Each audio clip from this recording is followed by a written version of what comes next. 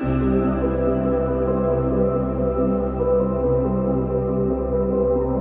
matter what happens to you, failure is an inside job. When you learn to accept responsibility for yourself, your problems, and your failures, you are better prepared to fail forward.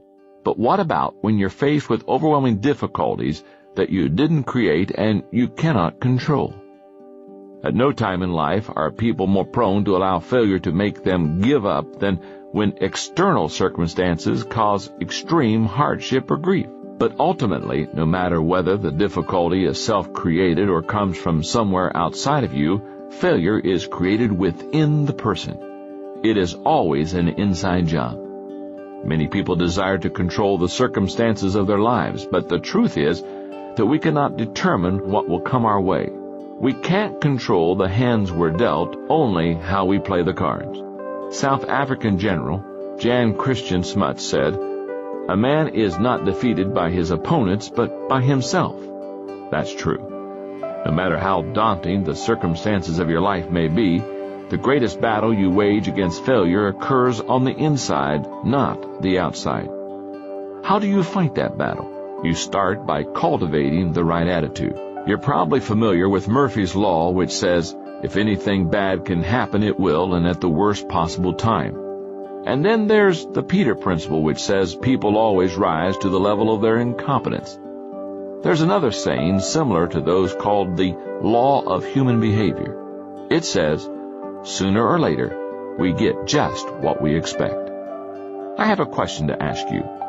Is the law of human behavior optimistic or pessimistic? Stop and think about your answer. I say that because your response reveals your attitude. If you expect the worst out of a life, then you probably said the law was written by a pessimist. If you have a positive outlook, then you probably answered optimist, because the prospect of getting what you expect is very encouraging to you. Your attitude determines your outlook. The first element in winning the internal battle against failure is to maintain a positive outlook. University of Pennsylvania psychology professor Martin Seligman, who has studied employees in 30 different industries, observes that people who bounce back are optimists. Let's face it, not everyone is naturally optimistic. Some people are born seeing the glass half empty rather than half full. But no matter what your natural bent is, you can become a more optimistic person. How do you cultivate optimism? By learning the secret of contentment. If you can learn that, then no matter what happens to you, you can weather the storm and build on the good that you find in any situation. There are a lot of misconceptions about contentment. Let's talk about what it's not. Number one, it's not containing your emotions. We all experience negative emotions, and while you don't want to let your emotions run amok, you shouldn't try to stuff them either. Denial doesn't help you become content. In fact, your emotions will come out eventually, even if you try to bury them. Number two, it's not maintaining your current situation. My dad, who was a pastor for many years, used to tell the story about a farmer in one of his churches who refused to improve himself. Dad would try to encourage and cajole him, but he said the old man just wouldn't change. His response to my father was always the same. I'm not making much progress, but I'm well established. One day my father was driving past that man's farm, and he saw that the old farmer's tractor was stuck in the mud. No matter what the man did, mud just flew and the tractor stayed put.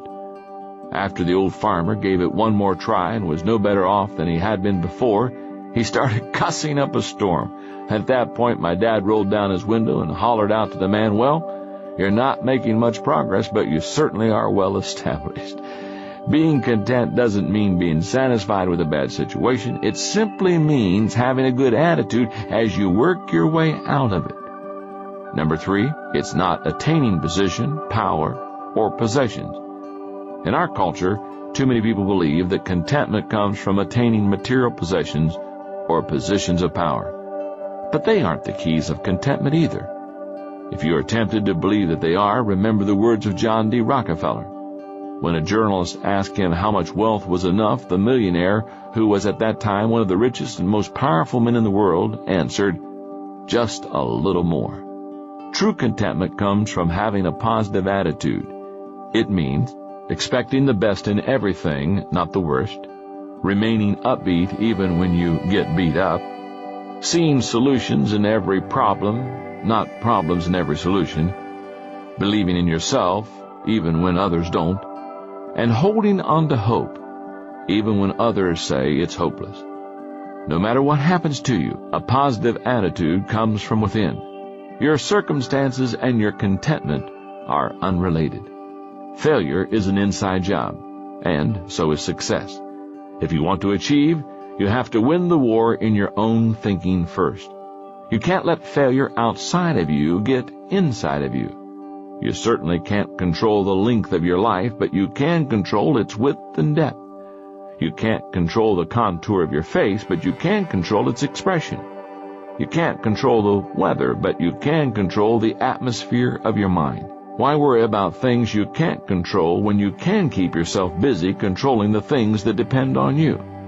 Right now you may be saying, "That's all well and good for you, John. You haven't experienced what I have." If you still have a hard time believing that failure is really an inside job, then you need to hear the story of someone who maintained a winner's attitude while overcoming the most difficult of circumstances. His name is Roger Crawford. He makes his living as a consultant and public speaker. He's written 2 books. He travels all across the country, working with Fortune 500 companies, national and state associations, and school districts. Those aren't bad credentials. But if that doesn't impress you, how about this? Before becoming a consultant, he was a professional tennis player certified by the United States Professional Tennis Association. Still not impressed? Would you change your opinion if I told you that Roger had no hands and only 1 foot? Roger Crawford was born with a condition called ectrodactylism.